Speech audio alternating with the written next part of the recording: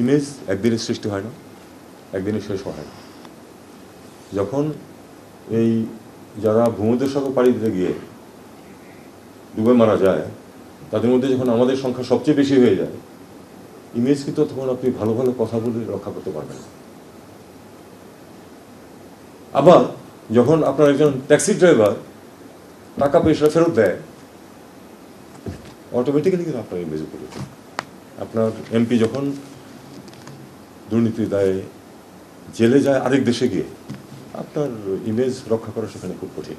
আমি আশা করব যে বিভিন্ন ক্ষেত্রে আমরা এসব দিকে এগোবো, যাতে করে দুর্নীতির সুযোগ যাতে কমে যায়। দুর্নীতির সুযোগ যেখানে থাকে সেখানে দুর্নীতি দমন একেবারে সম্পূর্ণ বন্ধ করা খুবই কঠিন।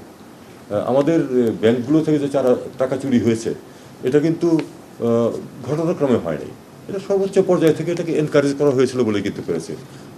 পত্রপত্রিকায় উঠেছে, সবাই বলা বলি করছে যে অমুক ব্যাংকটাকে ধ্বংস করে দেওয়া হচ্ছে, কারণ একটা ভালো ব্যাংক থেকে সমানে খারাপ ঋণ দেওয়া হচ্ছে ইচ্ছাকৃতভাবে। সর্বোচ্চ পর্যায় থেকে যদি তাদের প্রতি সমর্থন না থাকতো তাহলে এটা সম্ভব হতো না। কাজেই সুযোগ যাতে না থাকে দুর্নীতি, সেটা আনতে হবে আমাদের, এবং এটা এক্ষেত্রে একটা বড় পদক্ষেপ।